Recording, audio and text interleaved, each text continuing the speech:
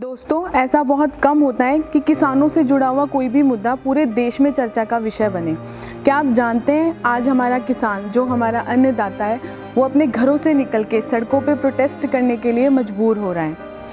नमस्कार, मैं Sneha Bhardwaj, assistant professor department of agriculture science, CT group of institution, south campus Jalandhar से आज आपके सामने उन्हीं 3 बिलों को पेश करने जा रही हूँ जो सरकार ने की ध्वनि मत से पारित किए हैं। तो आइए जानते हैं इन तीनों बिलों के बारे में। ये बिल क्या है और सरकार ने किस उद्देश्य से इस बिल को पारित किया है। तो सबसे पहले पहला bill, the essential commodity amendment bill, जिसके अनुसार जो फसलें पहले आवश्यक वस्तु की सूची में आती थी, जिनके भंडारण पे रोक लगाई जाती थी, अब उनको भंडारण रोक से मुक्त कर दिया गया है। अब कोई भी व्यापारी कितनी भी वस्तु को किसी भी हद तक भंडार करके या फिर उसको स्टोर करके रख सकता है।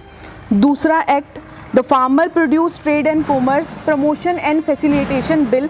इस बिल के अनुसार जो APMC मंडीज़ होती थी, जहां जाके किसान अपना माल बेचता था, अब फार्मर के हित के लिए, किसान को स्वतंत्र बनाने के लिए, आत्मनिर्भर बनाने के लिए सरकार ने उन सारी मंडीज़ के सिस्टम को ख़त्म कर दिया है और किसानों के लिए राज्य की सीमाएं खोल दी गई है। अब किसान पूरे देश में कहीं पे भी जा कर के अपने उत्पाद को बेच सकता है। सरकार द्वारा इस बिल को पारित करने का उद्देश्य है एक देश और एक बाज़ार की नीति को देश के अंदर लेकर के आना।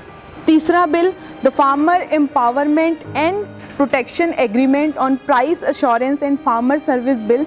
इस बिल के अनुसार किसान अनुबंधित खेती यानी कि कॉन्ट्रैक्ट फार्मिंग के लिए प्रेरित किया जाएगा। किसान अपनी उत्पाद का प्री डिसाइडेड वैल्यू ले सकता है, यानी कि अब किसान किसी भी निजी कंपनी या फिर विदेशी कंपनी के साथ में अपनी फसल के उत्पाद के मूल्य को पहले से डिसाइड कर सकता है और उसी मूल्य पे वो बाद में अपनी फसल को बेच सकता है। तो ये थे हमारे तीनों बिल जिन्हें सरकार किसानों के हित के लिए, किसानों को आत्मनिर्भर बनाने के लिए और किसानों को उसकी उपज का अच्छा मूल्य दिलाने के लिए लेके आई है। लेकिन फिर भी अगर बिल के अनुसार स्टोरेज कैपेसिटी पे रोक हटा दी जाती है तो कोई भी व्यापारी कितना भी उपज अपने पास में स्टोर करके रख सकता है, जो कि काला बाजारी को बढ़ावा देती है।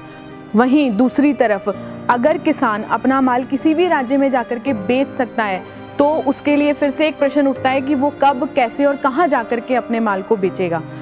वहीं अगर अनुबंधित खेती यानी कि कॉन्ट्रैक्ट फार्मिंग हमारे इंडिया में आती है, जो कि रोजगार को प्रमोट कर रही है, लेकिन फिर भी किसान सिर्फ अब उन कंपनियों को अपनी उपज बेचने के लिए मजबूर हो जाएगा। उसको अपनी उपज का उतना अच्छा मूल्य नहीं मिल पाएगा और किसानों का सबसे बड़ा जो कंसर्न है वो है MSP। पूरे के पूरे बिल में MSP यानी कि मिनिमम सपोर्ट प्राइस का कहीं भी जिक्र नहीं किया गया है। फार्मर सिर्फ इतना चाहता है कि उसको जो भी उसने उपज करी है या फिर जो भी उसने प्रोड्यूस किया है उसका उसको अच्छा मूल्य मिले। धन्यवाद।